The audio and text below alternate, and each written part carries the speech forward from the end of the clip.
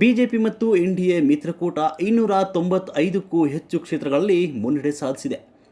ಸ್ವಾತಂತ್ರ್ಯ ಬಂದ ಬಳಿಕ ಕಾಂಗ್ರೆಸ್ಸೇತರ ಪಕ್ಷ ಬಿಜೆಪಿ ಸತತವಾಗಿ 3ನೇ ಬಾರಿಗೆ ಸ್ಪಷ್ಟ ಬಹುಮತದೊಂದಿಗೆ ಅಧಿಕಾರಕ್ಕೆ ಬಂದಿರುವುದು ಪ್ರತಿಯೊಬ್ಬರೂ ಸಂತೋಷ ಪಡುವ ವಿಚಾರ ಅಂತ ಬಿಜೆಪಿ ರಾಜ್ಯಾಧ್ಯಕ್ಷ ಮತ್ತು ಶಾಸಕ BY ವಿಜೇಂದ್ರ ಅವರು ತಿಳಿಸಿದರು.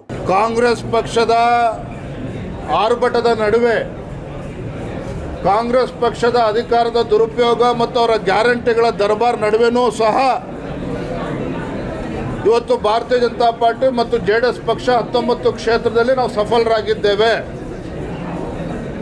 ಇವತ್ತು ರಾಜ್ಯದ ಮುಖ್ಯಮಂತ್ರಿಗಳ ಆದಿಯಾಗಿ ಕಾಂಗ್ರೆಸ್ ಪಕ್ಷದ ಯಾವುದೇ ಸಚಿವರು ತಮ್ಮ ಬೆನ್ನನ್ನು ತಟ್ಕೊಳ್ತಕ್ಕಂಥ ವಾತಾವರಣ ಅಂತೂ ನಿಶ್ಚಿತವಾಗಿಲ್ಲ.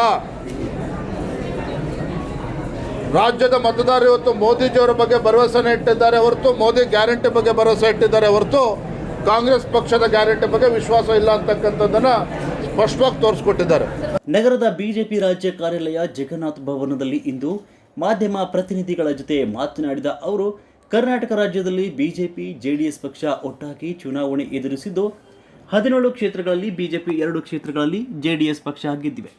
ಕರ್ನಾಟಕದಲ್ಲಿ 20ಕ್ಕೂ ಹೆಚ್ಚು ಕ್ಷೇತ್ರಗಳಲ್ಲಿ ಗೆಲ್ಲುವ ಭ್ರಮೆಯಲ್ಲಿದ್ದ ಕಾಂಗ್ರೆಸ್ ಪಕ್ಷಕ್ಕೆ ಮುಖಭಂಗವಾಗಿದೆ ಅಂತ ಹೇಳಿದರು. ತಮ್ಮ ಗ್ಯಾರಂಟಿಗಳ ಮೂಲಕ ರಾಜ್ಯದಲ್ಲಿ 20ಕ್ಕೂ ಹೆಚ್ಚು ಸ್ಥಾನ ಗೆಲ್ಲುವ ಕಾಂಗ್ರೆಸ್ಗರ ಕನಸು ಇವತ್ತು ಭಗ್ನವಾಗಿದೆ.